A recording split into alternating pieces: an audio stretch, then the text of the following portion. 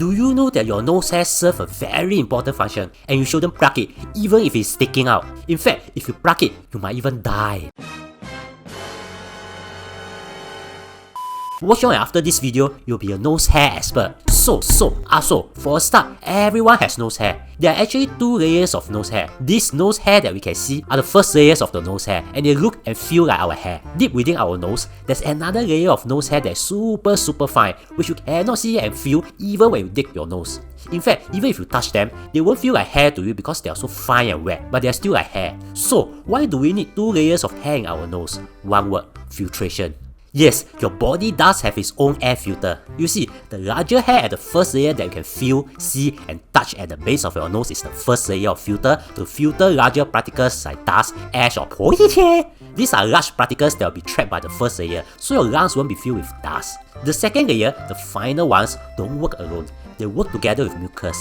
Just think of it as a wet hair filter, so it can trap even smaller particles like bacteria or viruses or even allergens. Yeah, so by now you should be thinking, wow, breathing through the nose seems very useful. So why do I still breathe through the mouth? Yeah, I'm also wondering, because you're being a human being, you should always breathe through your nose and not the mouth. What the heck are you? Yes, breathing through your nose is always recommended whenever possible. In fact, even as you are exercising and are panting, you should try to breathe through the nose, and if you want to, exhale through the mouth. Cause not only will it filter away the unwanted particles, you will also moisturize the air you breathe in by the second layer of hair, so you are essentially taking in moist air, which is better than dry air. Therefore, if you are breathing through your mouth now, try developing the habit of breathing through your nose. I think it's now clear that you should not trim or pluck your nose hair, cause it's like buying an air filter to your house and just removing the filter. Walao like that, might as well go buy a PS5.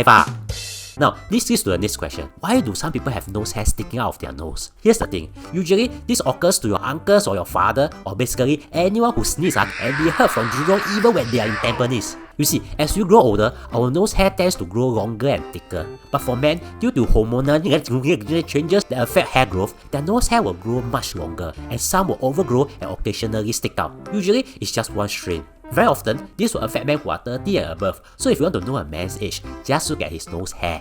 So, what should you do? By right, you don't need to care about it, but it looks unsightly and the hair can tickle you. Now, repeat after me. Don't pluck it, don't pluck it, pluck it. Blue cat is cute and will marry a DBS teller, so don't pluck it. I know it's extremely tempting to pluck it, or just twist it a little until it comes out. It feels as good as digging your nose when you manage to detach it from your nose, but be prepared to die if you do it. Okay, I kind of exaggerated, but you might really die from it. Although it's super rare and so far there's no documented case of that happening, but in theory it can happen. You see, when you pluck your nose hair, you are essentially creating a tiny wound inside your nose, since you are pulling a natural part of your body out. As you know, a tiny wound is a tiny cut, so there's no cause for concern.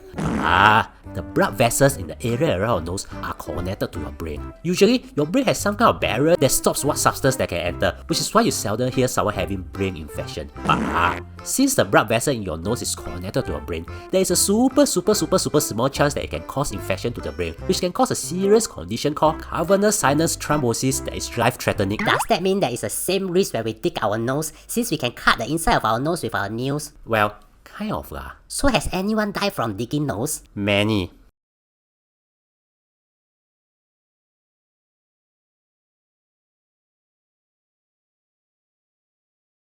Yeah, they died from embarrassment after someone saw them digging their nose. Yeah, but you get the idea. The risk is very low until you might not need to worry about it, but please just don't pluck your overgrown nose hair Instead, trim it, as there are many nose trimmers that you can buy. Also, do you know that you can eat more than 2 eggs every day? Watch this and you will understand. And thank you for spending almost 4 minutes with me. I really appreciate it. I hope that you learned something.